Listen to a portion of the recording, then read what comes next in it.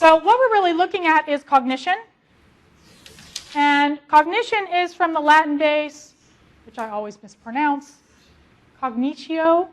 Did I get it close? Okay, good. Which is know together. It's basically the collection of mental processes and activities that are used in perceiving, remembering, learning, thinking, understanding, and the act of using those processes. Because remember, we're thinking about things, but our behavior includes not just what we're thinking about, but what we actually do. How what we're thinking influences how we behave. So let's go really quickly through some cognitive processes. Most of these are going to be very self-evident, things like learning and memory. Right? We think of that when it comes to cognitive processes. Thinking and reasoning, things like planning, decision-making, problem-solving, kind of obvious so far, right? Language.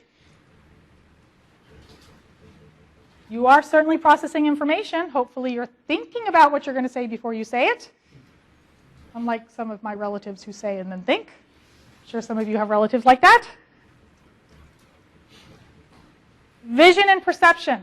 I'm going to give you some examples of this. That's really, really interesting. How do we perceive things? Do you think we just pull information in from what we see and it kind of sits there? Like a photograph? Yeah, it doesn't work that way, actually. We do process that information. Social cognition. Does anyone know what that is? One of my favorite topics.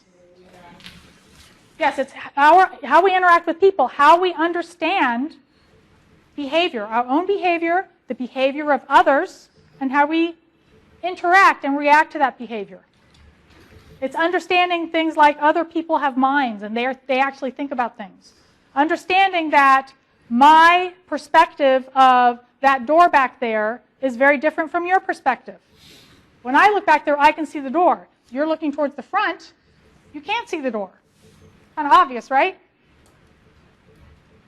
Take one of my developmental psychology classes. You'll see how not obvious it is to 3-year-olds. Something we actually need to develop. Social cognition actually is very closely tied to academic achievement, right? Long-term education, and those sorts of things.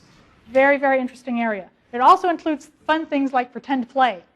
I have a 5-year-old and a 2-year-old. I get to pretend play all the time. Now, pretend play, for example, why is that important? For you guys too, other than it's fun?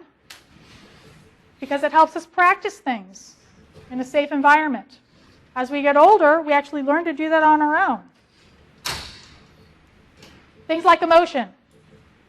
Do you think we have any cognitive processes when it comes to emotion? Or you think it's just a reaction?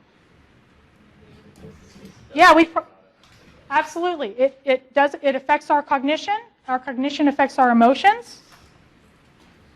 So it definitely is a cognitive process. There are biological aspects of it, most certainly, but what you actually find with emotion is that it's more cognitive than it is biological, even though both of those are there.